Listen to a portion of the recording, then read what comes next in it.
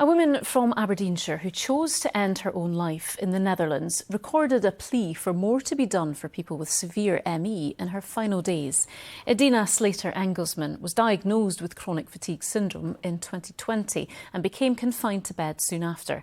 As a Dutch national, she took the decision to end her life through assisted euthanasia, which is legal there because of what she said was the unbearable suffering of living with the disease. Edina and her family wanted to share her story in the hope it will lead to more awareness of the condition. And a warning that you may find this report from our health correspondent Lisa Summers upsetting. I feel physically, cognitively and emotionally trapped. I'm isolated from the world outside, but also from my own family and friends.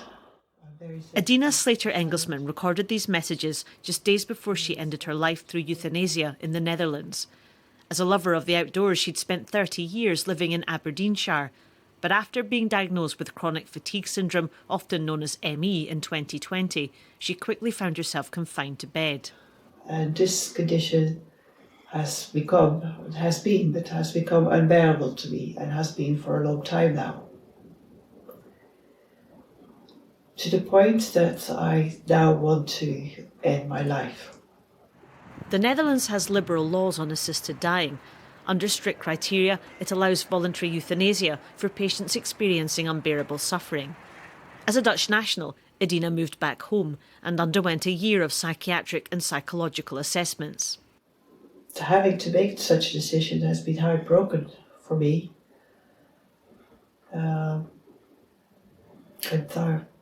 On the one hand, I'm very sad about this, of course. But on the other hand, I feel a huge sense of relief that I'm allowed to die with dignity, with my family and a very close friend next to me. Edina and her family hope that by sharing her experience, they will highlight what it's like to live with severe ME. The situation on assisted dying in Scotland is very different. It's currently illegal. A bill to consider it will be debated in Parliament later in the year, but even if it were to become law, it would only be for those with a terminal illness, not those with a severe long-term condition. ME is thought to affect around 250,000 people in the UK. Charities and patients groups say understanding of the disease is poor, and that's reflected in a lack of services. ME, whether it's mild or severe, significantly impacts on your life. It takes away a lot of the things that many of us just take for granted. So I think it's devastating that people are not getting the care that they need. Edinburgh University is carrying out the world's largest genetic study on ME. Researchers hope to publish their first results within the next 6 months.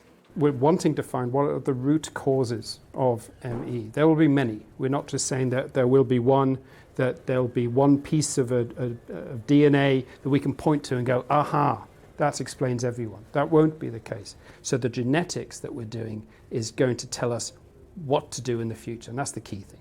In one of her final messages, Edina makes a plea for others who are struggling. I think the main message from this is that living like this for me has become and has been unbearable. There's no help, and there should be. Yeah. Edina Slater-Engelsman there speaking shortly before